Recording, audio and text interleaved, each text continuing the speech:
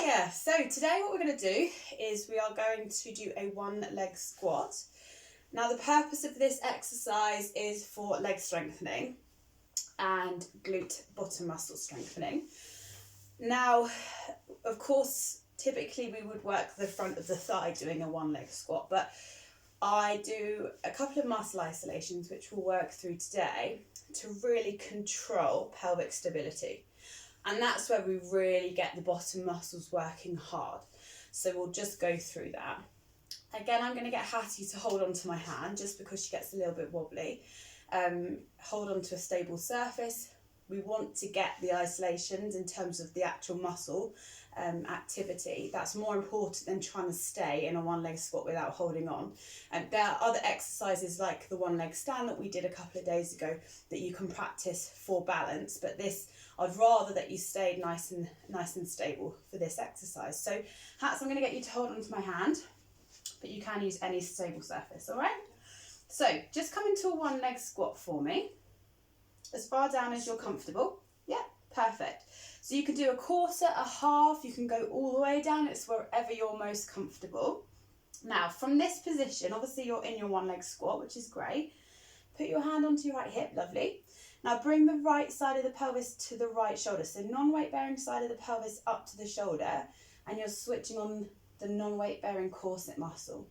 Tucking the tailbone as you just did, really nice for lower tummy muscles, and it just gets the bottom muscles working a little bit more. Keep that right knee a bit softer. Good job, really nice. Okay, so from here you've got corset, lower tummy, and you've switched on left bottom muscle. You can feel that, yeah? Okay. Now what I want you to do, keep the weight bearing knee out over your big and second toe. Don't let it come inwards. And always keep non-weight bearing knee under the hip. It's really tempting to scissor the legs. So if you just come up into standing Hats and relax, I'll just show you. So it's so tempting if I just come in front of the camera. When you come into the one leg squat, particularly if you get all the correct muscle isolation, so corset and bottom, the diagonally opposite corset to bottom muscle, which is so important to us riders, it's really easy to scissor. Okay, so you cross the knees over. So you push your stabilising knee over your big and second toe, and you always keep that non-weight bearing knee in line with the hip, okay? I'll just make sure that we've got that. So you come into your one leg squat, non-weight bearing side of the pelvis up, tuck the tailbone, hips facing forwards and knees hip width apart. So if we were riding and the inside of the thigh starts to switch on, we're essentially scissoring the legs to try and stabilise, okay, and we're going to get really solid through our seat. And that's where it's so important to be able to activate both bottom muscles. So that's where these muscle isolations are so important. Okay, so we can progress that. I'm not going to make Hattie do it because I think it would be a bit mean, by putting a band around the legs. I wouldn't suggest putting it just above the ankles because you do need quite a big distance between your legs, your ankles, but knees would be absolutely fine. And again, popping a wobble board, wobble cushion might be a bit mean, but something slightly less stable underneath that weight bearing foot I think would be a nice idea as well.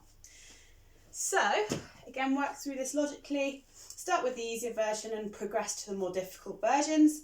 I always do about 10 repetitions, do both sides, and make sure you hold your squat position for a good 5 seconds so you can get non-weight bearing corset, weight bearing bottom muscle, front of the thigh, and you've got that lovely one leg squat position. So feel free to film yourself, post it on social media.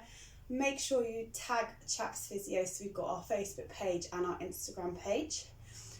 These exercises may not be appropriate for everyone, so if you have got a medical condition and you're not sure if this exercise is for you, please feel free to send me a message and I'll answer any questions you have. That's no problem at all.